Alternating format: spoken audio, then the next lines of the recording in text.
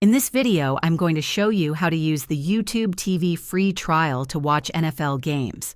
YouTube TV offers access to popular sports channels like ESPN, ABC, NBC, and Fox, which broadcast NFL games throughout the season.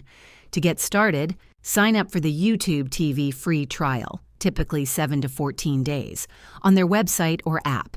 During the sign-up process, ensure your plan includes the channels that air NFL games. Once your account is set up, open the YouTube TV app or website and navigate to the Live section to find the NFL schedule. You can also use the search bar to locate specific games or related content. If you want to record games to watch later, take advantage of YouTube TV's Cloud DVR feature, which is available even during the free trial. Just remember to cancel your subscription before the trial ends if you don't want to be charged. With this setup, you can enjoy live NFL action without missing a moment. If this video helped you use the YouTube TV free trial for NFL games, please hit the like button and subscribe to the channel for more tips. Thanks for watching, and I'll see you in the next one.